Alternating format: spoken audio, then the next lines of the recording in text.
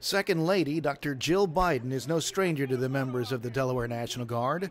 She's been at many deployment ceremonies for Delaware Guardsmen, including one in 2008, which was very personal. You see, 3 years ago, I sat where you families are sitting today as my son Bo deployed to Iraq as a member of the Delaware Army National Guard.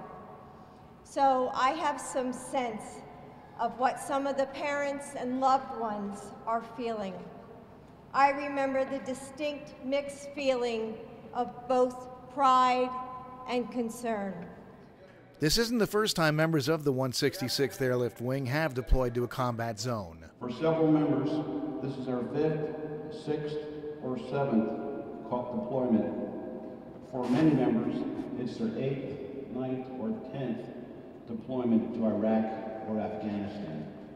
This deployment is comprised of the 166th Maintenance and Operations Groups and the 142nd Aeromedical Evacuation Squadron. We send you forth well prepared, well trained, and extremely well led.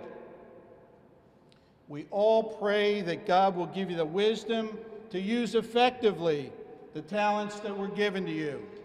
These folks have just completed a farewell ceremony. They'll be going off to Iraq and Afghanistan for up to 6 months.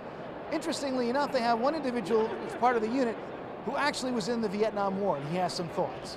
My first deployment in Vietnam, well, for one, I was active duty, which was naturally a big difference because we were actually pretty much tasked any time to go. Whereas being in the Guard, you have an everyday life as far as a civilian, and then you have to prepare yourself for the military portion.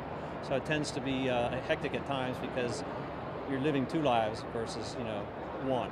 Of course, there have been a few differences over the last 40 years. Before, we always used letters, and you never talked at home.